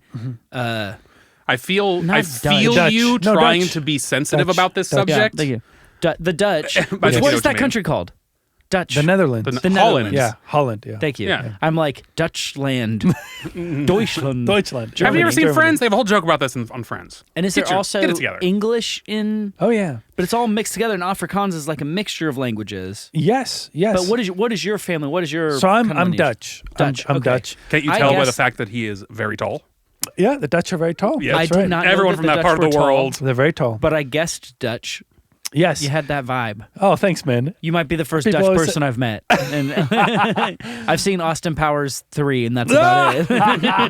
That's not I how love gold. that's not how the Dutch are. But no. So yeah, I'm South Africa is quite a melting pot, and the history is just quite wild. But it started as they needed to figure out a route between Europe and India, the spice trade, and the initial route was through the Middle East, through the desert, and that was a very long journey, very very dangerous journey. So they really wanted to figure out if they could get around the southern tip of Africa to start trading with India, and the southern tip of Africa became sort of the halfway point. So they established a colony there called the Cape of Good Hope, or the Cape of Storms. That had two names: Cape of Storms and Cape of Good Hope. And this was the Dutch, the Dutch Empire. So the first colony there was a Dutch colony, and then that's when my ancestors moved to South Africa in I think it was 1602. The first Zeeman, it's my last name, fans, moved to South Africa. He was a potato farmer, and it was in 1602, and it was a Dutch colony. Then, long story short, gold was discovered. So the British showed up, because whenever gold is discovered, the British show up. Here they are. Hey then there, you've got some gold, I see. I heard you found our gold. So then, it became a what is it? A colony under the crown, and that was quite. I think that lasted. It was on and off, and then it lasted. I think until the 60s, the 1960s. Oh, wow. So it was a British protectorate sort of nation until the. I might be wrong on this, Wesley. You may want to look at when South Africa became Sovereign. Yeah, it stopped being a British. Was British it called colony. South Africa when Yes. England was involved? And I it's believe kept so. the name. Yes. Whereas I went to Zimbabwe when I was a kid, and Yes. Zimbabwe used to be called Rhodesia, Rhodesia. until That's right. 1980, and then there was a revolution, and then it became Zimbabwe. they Africanized it. Yes. Which, like, same thing when I went to India. Like, India used to have, like, we all grew up hearing about Bombay. Mm-hmm. And to me, that was an abstract concept of a faraway place. But Bombay is now Mumbai. Mumbai. Okay. I'm looking here what Okay, Leslie's saying. so the Union of South Africa was created in 1910, Yes. but they became a republic in And 1961. they left the Commonwealth in 1960. You were right on the 1968. money. Yes. Yeah, you said Yeah. 60, yeah. Yeah. So. So it's interesting, like these other, what I was saying with India is like they've renamed a lot of places that like, I had an experience after I went to India. I was like driving cross country and there was a lot of, like out in the middle of nowhere, there's a lot of hotels owned by Indian people. And when I first came back from India, I was like, oh, an Indian person. I went, hi, India.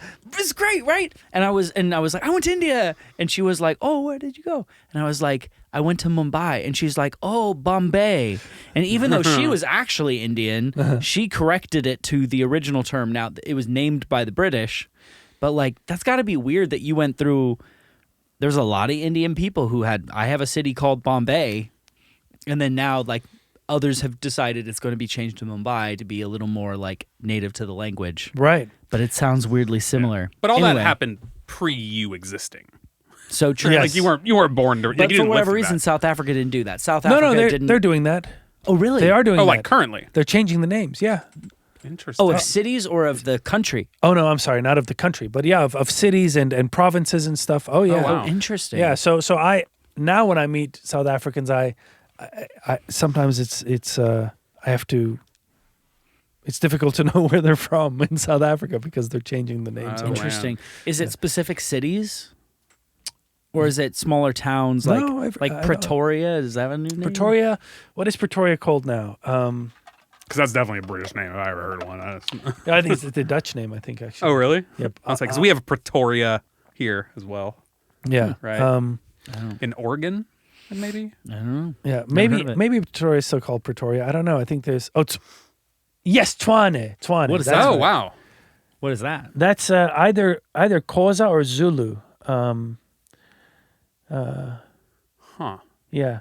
Yeah. So, names change. Yeah. And- Oh, what is Johannesburg called now? Is a question there, Wesley. What is it? Can you click that on Google? What is Johannesburg called now? Does it have a new name? Really? Also known as Goli? Where is that? I don't Where do you see see that? Down low in the small text. What is Johannesburg called now? Also known as Goli. Goli. Yeah. Yeah. Huh. Yeah. Yeah. Almost- Was it always known as that? No, not that I can remember. That's Joburg so or interesting. Johannesburg. Yeah. Yeah, it's so interesting. Yeah. Yeah. So, names change. And I think sort of as cultures shift and as nations shift, they name the things after, Yeah. what. I mean, I guess it makes sense. That totally tracks. I just I'm wonder. sure- I wonder how you feel about it though, if you're living somewhere and the name changes. Oh, yeah. I mean, I don't live there, but Right.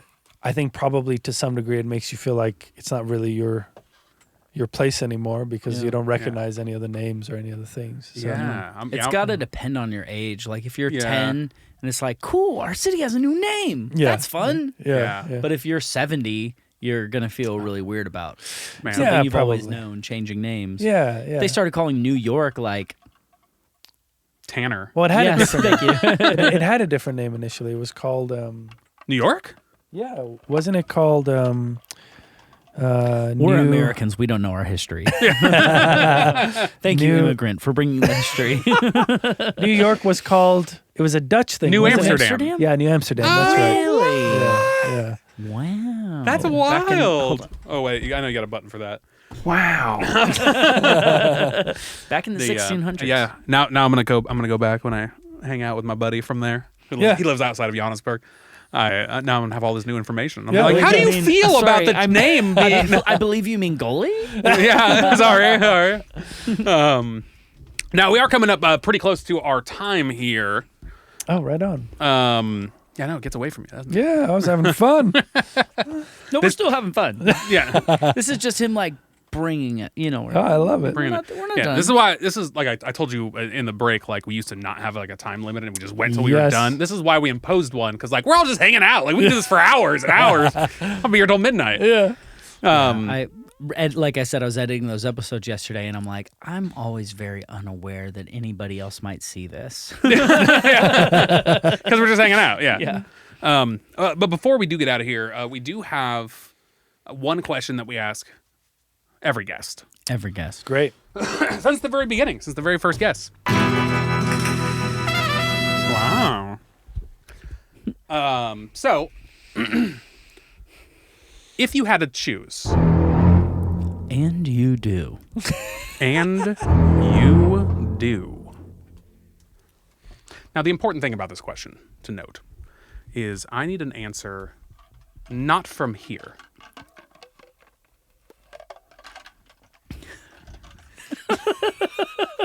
Suspense. You're ruining the suspense. And for the audio only listeners, he is pointing to his head. Thank you. It must come from here. Same group, the heart. So 42. If you had to choose, if you had to choose, You're kind of drawing out the question. Are you going I'm to ever scared. ask it? And you do. And you do. Now, what that actually means. No, what that actually means. Remember, we talked about this recently about maybe switching this up a little bit. Now, what that actually means, coming from the head, or I'm sorry, not from the head, but the heart. You're way better at this. Why did we talk about this? What it means coming from the heart and not from the head is we need this answer to be instantaneously said. I'm ready. Yes. I'm ready. It is the answer that is deep in your soul already. It's the answer you already know. It's the answer if you sat behind the piano and you're trying to channel your deepest emotions, it comes. It's not something you think about. So the answer is snap. Let's do it. And that is what your answer is. But if you had to choose. And you do. And you do. What would you say is your favorite kind of turtle? Sinalala. Okay. Here we go. Whoa, Wait, that just got an I feel like you just made that up. Bull crap. That's not real. It is. Is it? What is that? Stop. Well, it's Wesley. Is this actually something Wesley, you fact check. Sinalala? type in Sinalala turtle? Senelala turtle. That sounds Because like it sounds like that guy's name. Yeah, who you meant. Ladysmith Black Mambazo. Come on, Wesley. Pull through for us. Senelala. Tell us about what you think this magical turtle is. Well, I'm so glad you asked. Do you guys really ask this Yeah. to every guest? Literally every guest. Yeah, it's ridiculous, Wow. isn't it? Well, I'll tell you why. Because my wife's project is a project called Juniper Vale. Okay. And with her project, she combines art. No, not Senegal. No, that's the autocorrect. He wrote at the top Senelala. I think it says. Yeah. So I don't see any results. Images. Images. He's got to pull the other screen for images. Oh, okay, He can't. okay. He doesn't can't see the screen. Okay. That's the No, Senegal that's turtle. none of them. What does it look like? Is Senelala. it? Tell us more. Okay, Yeah, I'll yeah. just tell you. We'll All right, find all right. it. We'll Okay, find okay, it. No. Making up turtles. I don't. I'm just kidding. So she has a project called Juniper Vale. She combines animation and art with her music, and the story. It's like the Gorillas, right? So there's characters and that kind of thing, and the main character is a girl that travels on a giant turtle that her home is on the shell of the turtle, and they go on adventures together. Okay. It's like kind of a classic, like old folk tales of like the world being on the back of a turtle. Yes, Kind of similar to that. Wesley, Yes. try with a C. No, it's not. See, it's an S. search Juniper Vale. Search Juniper. Oh, there you Vale. go. There you go. Yeah, Juniper you know. Vale. Yeah. And anyway, this turtle is named Sinalala, and Sinalala means place of rest. So Oh, wait. So this is a turtle that your wife named. yes, Oh well, of course we're not. Okay. This is, Of I course. see. It's the name of one specific turtle. No wonder Yes. you left on the hook for that for a while. We're just like, I can't believe you're just making up turtles out of here. Like hey, I answered from the heart. that I was. told You're you. right. was That's good. a great answer. But being from South Africa, it was like, you could have some turtles we don't know about. Yeah. Yeah. Yeah. Check her out on Spotify too. You can. All her album covers have the turtle in them. I so- remember seeing that now when I Googled you before I showed up here. You know, I try not to know too much because I don't want to know anything about you when I Oh, talk okay, to you. perfect. I But I do like a quick Google.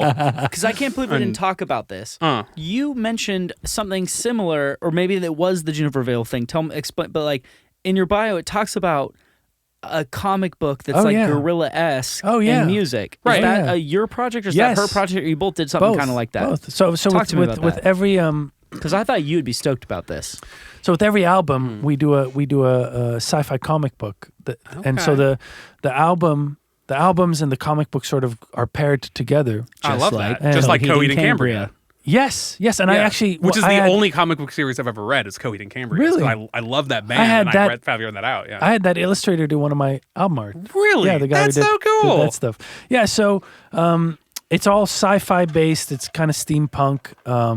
And man, I'm so glad you brought this up. Yeah. We didn't talk about We should've music talked really. about- That's what we do. I We talked love about it. like the internet. You know, I and flat talk. Earth. I didn't say this to you beforehand, but normally I tell people, I say, if I can Google it about you, I don't care. Like, I want to talk about all the other stuff. Like, just Yeah, who you are as a yeah. person, you know? Yeah, I love that. I love that. Yeah. So, and I talk about music a lot. So, but I'll give you the brief synopsis. Oh, for sure.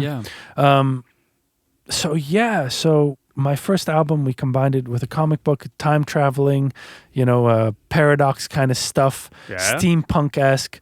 And so people could read the comic book and sort of listen to the album and that kind of thing.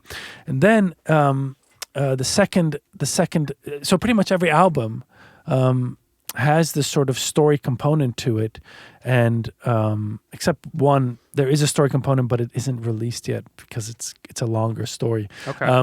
But yeah, my most recent album is an album called All the Worlds We Built. And it's we combined it's a story about AI and the rise of AI. And I essentially, the comic book is sort of a take on the book of Genesis, and God created Adam, but now man creates machine. Right. So it's I don't know if you've ever watched The Matrix, like Yes. there's a Matrix like The animated? yes. Yeah, the So good. Animatrix. Animatrix. thank Oh you. man, that's legend. So just kind of building off of that and sort of my own take on that.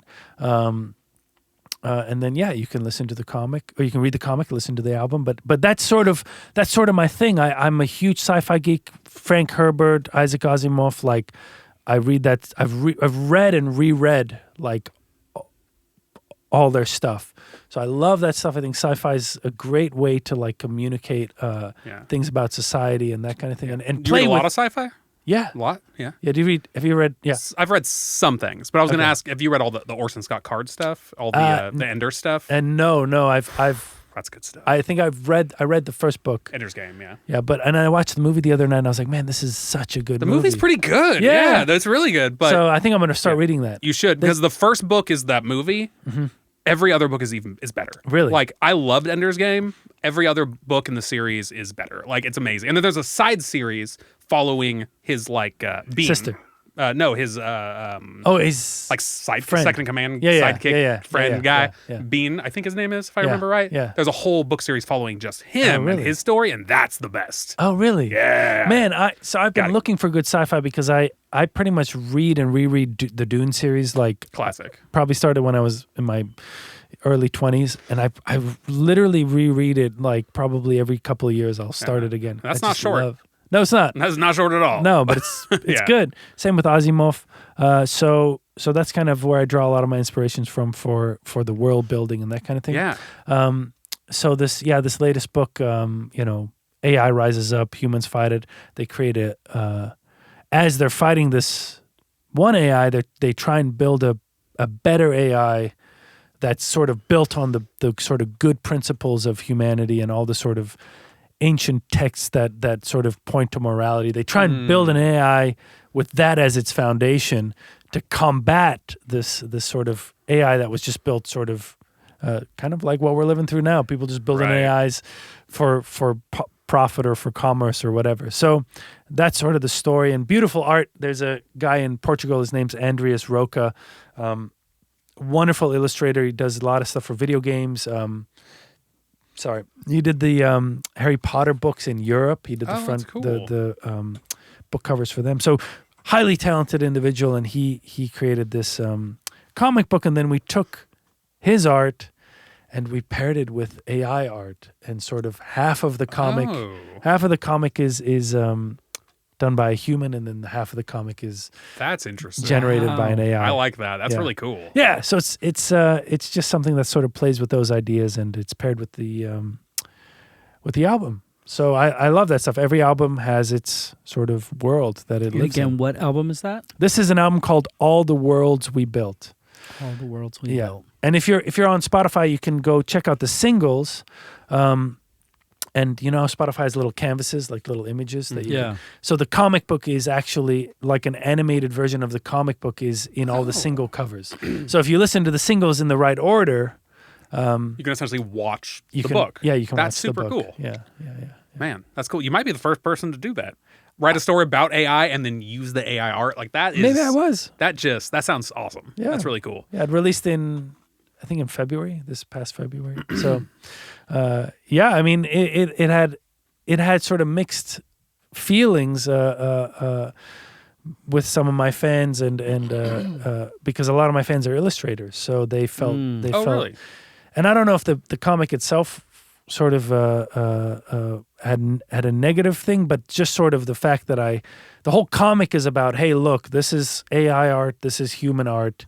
What are we gonna do? Because I think this art is gonna threaten and supplant this art, right? Which is in a way like metaphorically happening in the actual product. Yes, exactly. That's so awesome. The first half is human, second half is AI. So, so yeah, I think there was a lot of sort of raw emotion with that I really sympathized with, because I think if you're studying to be an illustrator right now and all this stuff's coming out, I think that must be quite a trip. And my brother is an illustrator, so he's, his view is he's embraced it. So he's like fully learned all the AI illustration software, and he's become a pro at it. It's scary though. It is. It's I mean, even like in my industry in software development, like I use AI every day to write code now. If I run into an issue or a problem, I just go, hey, random AI bot, how do I solve this? And it's like, no problem, I got you, bud. And it just like spits out the answer. And I'm like, great, now I can move on. Really? Which would have taken me 2 hours to figure out on my own. And I'm like, how quick before it completely does my job? Isn't that wild? It's so wild. And I don't know if you've seen in music, but they've trained up AI like voice. Yeah, I saw voices. the Drake stuff. Yes. That stuff was wild. Well, have you also seen that like they're having like Freddie Mercury sing Hotel California? They have Frank Sinatra sing. Ryan did one of these. He had Paul McCartney sing one of your songs, right? Yes. Isn't that wild? Yeah, and I did like John Lennon, and I wanted to release like all of our old songs with Beatles voices, but it's been busy. And also, there's probably that's some legal issues maybe around. I mean, that. it's but it's so Wild early West. now that it's the Wild West still. Yeah, you can get away with a lot. Now. Yeah, but I mean, if you go on YouTube and you search for this stuff, I mean, there's it's everywhere. Just hundreds of videos of one artist singing another artist's song, and it's all AI. I found an AI channel on YouTube, a channel completely. It wasn't. I will say, I think it's an AI channel. We were looking at like funny animal videos or something. My wife loved to watch them, dogs. But and then it recommended some. Oh no, this was when we were looking at cities. We were looking at cities to move to. That's what it was. And then this thing that said like top 10 restaurants in Chattanooga, and I was like, oh, we're going to Chattanooga in a couple weeks. Let's watch it. And it was an AI voice. All the like data in the video and everything was like clearly just pulled off of Google. Like it was nothing like interesting or exciting. It was just an AI voice reading it. And I was like, this is such a weird video. I was like, this is lame. Like we're not watching this. Yeah. But out of curiosity, I went to that guy's channel, this channel, and every single video was a different city, the exact same format. Like someone just plugged in this bot and he's just pumping out a video a day with like top 10 restaurants of the city, top 10 hotels of the city, top 10 everything, all AI generated. And I'm just like, eventually, when that gets really good and makes videos that are actually good and people want to watch, like, how quickly are people going to become obsolete? Yeah, I am, that is probably, privately, the thing I'm spending most of my time talking about is like, I think this stuff is going to, it already is, but I actually I'm one of those. I'm not a doomsday AI guy, but I think. But you see the writing on the wall. I think it's going to be like the Industrial Revolution. I think 5 years from now, we're going to sit here and the world's going to look completely different. Well, we won't sit here, but a robot that looks like us might. Yes. Yeah. We're going to be at our pod, in our pod at home with a VR headset We're on. gonna weigh 800 pounds and just be eating What was that? There's a while movie. robots do this for us. There's a Bruce Willis movie about that where everybody lives through this robot of you. Like you don't leave your house. But this, I don't know But it. for whatever I don't know reason, Bruce Willis has to like go out in the world himself. Surrogate, that's what it's called. Yeah. And the movie, I remember being like, okay, but the concept was super cool. Yeah. Yeah. Well, it's also Wall-E. Oh yeah, true. Wall-E, same deal. Yeah. Yeah, they're all fat and just sitting around because the robots did it all for And you them. know what? That's the life. Let's be real. All right, let the robots do it all. It's crazy, man. It's gonna be we're in for a wild ride. I think. I'm trying to figure out how it's going to look for music, I think it's going to totally change everything. So yeah. But we do got to get out of here pretty soon. Before we do, let all the people know where they can find you. Yes. Your home address, social security number.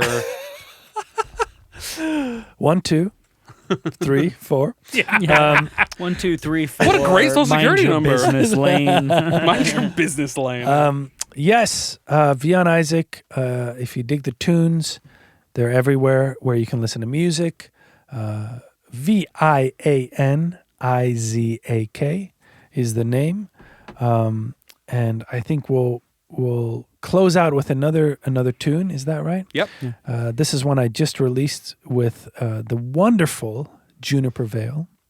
You're not biased at all. Nope, no. But she's really great. Yeah. She's also my wife. And this is a song called "Till We Die." But before we play it, I was gonna say, do I do the outro? But I had something. Then I thought of something to say, and I was like, now do I do the outro or do the say the thing?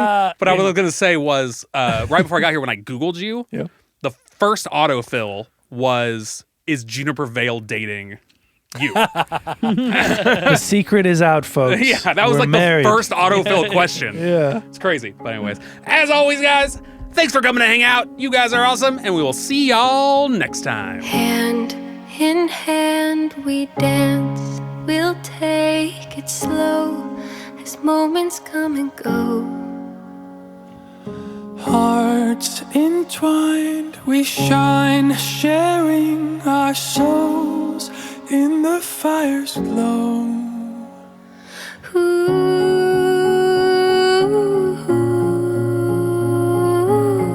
Our future flickers in the light.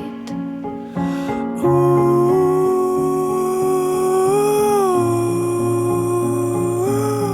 I wanna look into your eyes. Till we die, I'll be by your side. Into the afterlife, our love lives on forever. Till we die, it's just you and I. Until the end of time, we will be together. Till death do us part, you'll hold my heart. I will be your friend. Dawn and until dark sunshine and stars reflect the life we've lived.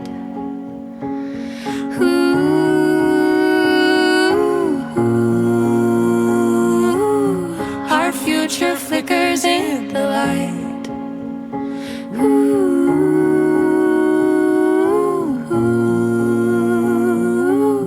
I wanna look into your eyes. Till we die, I'll be by your side. Into the afterlife, our love lives on forever. Till we die, it's just you and I. Until the end of time, we will be together. Till we die, ooh, we will be together. Till we die, ooh, we will be together. Till we die, I'll be by your side. Into the afterlife, our love lives on forever. Till we die, it's just you and I. Until the end of time, we will be together. Till we die.